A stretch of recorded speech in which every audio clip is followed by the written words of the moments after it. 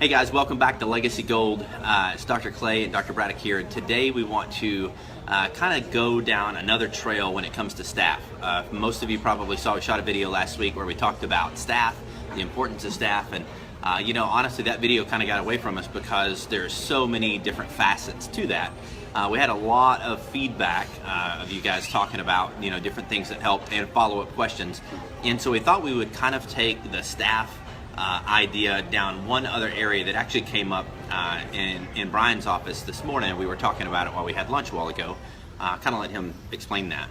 Yeah, so we had a patient that was in our office that had never been to a chiropractor before, and so was skeptical, and also to be quite honest, during her first few adjustments, the symptoms that she was originally having actually got worse. They didn't get better. And so every visit was kind of a battle a little bit to keep her grounded in chiropractic and what we were doing, helping her understand that healing takes time, getting her to say it, getting her to understand that nerve tissue is the slowest healing tissue in the body.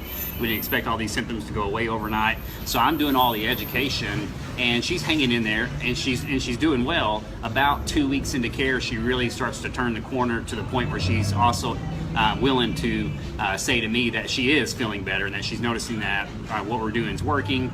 And so when we got to that point, I was talking to one of my staff members this morning, letting her know that obviously your staff members, they can't do the adjustment, right? You know, that's your job, but there's no reason why they can't educate as well. And a lot of times what you'll find out is when your staff does the education, it'll be more powerful than when you do the education, because a lot of times the patient, who knows, they might think you have some type of agenda, like you need to pay your mortgage or whatever, and you're just trying to say whatever it is to keep them under care. But the staff, they're an hourly employee or a salary employee or something like that. And it's more of a real world perspective. When the staff says, hey, trust me, when I was the patient once too, and when I started getting adjusted, I went through the same things you're going through. It's totally normal. And I promise you, if you stick it out, you're going to do well. And so that staff being able to reinforce your recommendations, being able to reiterate, just the positivity, the certainty that you're in the right spot, you're doing the right thing, and then one thing that Brian was saying earlier is, of letting them know, hey, I've never seen anyone come in here to 3 visits a week or whatever the Dr. Clay's recommendations are and not get better. It just doesn't happen. Right. So that's what I had my staff member, her name's Chris, what I had her say to Louise the last time she came in was when she was walking out of the office, she stopped her and said, you know what, I'm really proud of you. And it kind of caught the patient off guard, like, proud of me? And she said, yeah, I am. You're doing the one thing that I've seen in this office that gets consistent results and gets great results every single time, and that's exactly what you're doing, and I'm proud of you. So the patient still doesn't even know really what she's talking about. She said, what you're doing, you're supposed to be in here 3 days a week. That's exactly what you're doing, and I can tell you're getting great results because of that. And so right away, now the patient has confirmation of she's doing a good job herself, and the patient also has confirmation that what we're doing works, that Chris gets to sit at the front desk every day and just see people getting better and better each and every day, and that now that patient is a part of that group because she's doing one of the things that's most important, which is consistent care. And so Chris will even be able to use that as a conversation in the future. Let's say that patient starts to fall off of her care plan. She's not coming in the way that she's supposed to. Chris will be able to pick up the phone call and say, hey, you remember when you first started care, one of the things I told you I was most proud of? You remember what that was? And the patient will say, yeah, I was coming in. And do you know what you're doing now? You've missed 2 weeks and I'm concerned. Tell me what I can do to help to make sure that you get back in here on the frequency of care that you know that you need. Yeah, and to kind of take it back to staff, you want to make sure you're hiring somebody that actually is caring, people that have a heart for serving other people. And then your staff can also not just reiterate, but they can take that patient back. And this happens all the time in my office. Jenna or Chelsea will be like, you remember when you first came in here? Do you remember how... like we've had some people that were just not nice on that first visit. They're in pain and they were just real abrasive. Or do you remember how when you came in here first that we came out and helped you get up the curb? And look at you now. And sometimes they have to be like, yeah, I do remember that. I forgot about that because now concerned about this thing or finances or traffic or, family. But sometimes it's really good to be able to take them back. And so with your staff, it's, we said this last week, it's like having a sword and using the dull side of the sword. Eventually you might be able to cut through. So if your staff is just answering the phone, they're just doing the mundane task of an administrative person, that's not enough. Like that stuff, it goes unsaid. You have to do the administrative stuff. But you need a staff member, one, that cares about people, and then two, that you've sharpened the right side of the sword, that they know their words have power. And when they let people know, hey, I was concerned. You heard Dr. Clay use that word, I'm concerned about you. It should be a genuine concern, not just a word that they're using as a weapon, but of being able to say, I'm proud of you.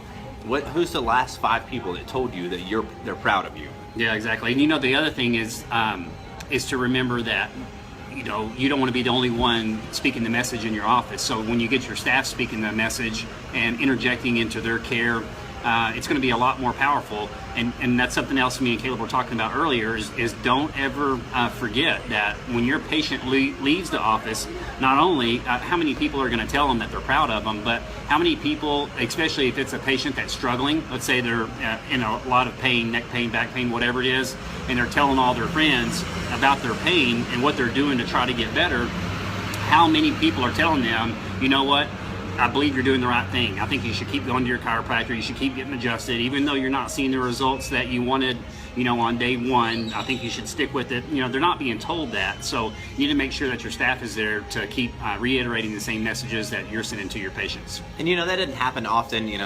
Most of us, after a visit or 2 or 3, you start to see pretty quick results. But we've all had those patients that take 2, 3, 4 weeks to finally turn a corner. Then you look up 6 months later and they're like, thank God. I had a patient about a month ago tell me, thank God I didn't quit. Absolutely. Like I really, really, really was going to quit care. But for some reason, I felt confident that I'd give it a little bit more time, and I'm so happy that I did. And so you just hate, you'd hate to imagine that patient giving up because you guys didn't do a good job. If you really do truly feel like you can help them and you didn't do a good job, and then you didn't have to help your staff be able to help you do that, and you lost that patient and they had surgery or they get hung up on drugs or that sort of thing. Yeah, and that's a big deal. I mean, now that Dr. Braddock brought that point up, some of my best patients that have been with me for the longest time, years and years, I mean, I've been doing this for almost 10 years now, some of my best patients, it took some amazing communication to get them to not quit care and to hang in there so that they could have the life-changing results that they deserve to have. And if the communication wasn't on point, they would have walked, and Lord knows where they'd be at today. And I can't tell you, I mean, there's just countless number of patients that have been in that situation. We didn't even plan on talking about that today. And not just that person, because it's obviously sad for them, but then the only thing they're going to do is say, I tried chiropractic, it didn't work. Yeah. Chiropractic didn't work for me, chiropractic didn't work. So get your staff on board, and don't try to, hoe the field all by yourself. Make sure that they've got your back, and that them interjecting into the patient's care and talking to them and letting them know what they're doing that's good and even what's not good is going to make a huge difference, and it's going to make a huge difference in chiropractic and making sure people get the results that they need to get. Yeah, and the number one way to do that, to wrap this thing up, is for you to communicate with your staff, not just how to do that, but how's this patient doing? Yeah. If a patient tells you at the table, I haven't had to take, hydrocodone in 7 days, and it's been 7 months since I've had to not take hydrocodone, then tell your staff, share the victories with them. Sometimes they don't get to hear that. Share, hey, she's struggling, she's having some issues, or the more that you can all be incorporated in each individual patient's care, the better results that everyone's your staff needs to know exactly why they're in your office, what they're experiencing, what they're going through. The better that your staff knows those patients, the better they're going to be able to interject into their care. And it's a fun thing when that happens. That's a dynamic that you want to make sure that you create inside your office. And the litmus test is just start every once in a while. When you get through adjusting a patient, head back up front and talk to your staff. Say, hey, do you know why Mary's in here? Do you know what John's in here for? Do you know what they've achieved. You make sure they know all of those things. It'll make a huge difference. You'll be glad you did it. Yeah, absolutely. And not doing this is like having a sports car that you never switch into high gear. Yeah. So leave the parking brake on or something. You're already paying staff. You hopefully already have found really great staff. So make sure they're well trained. And they understand the value what value their words have. Because like Brian said, a lot of times they'll much rather take the staff. They have a little bit more rapport with them, a little bit more comfort level, maybe even sometimes early on more trust with staff. And so make sure you take advantage of that. Let us know what other questions you have. We look forward to shooting lots more videos for you guys in the next couple of weeks.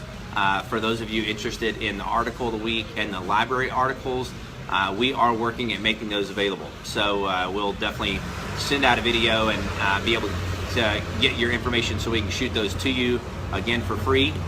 You guys have an awesome Wednesday. God bless. Bye.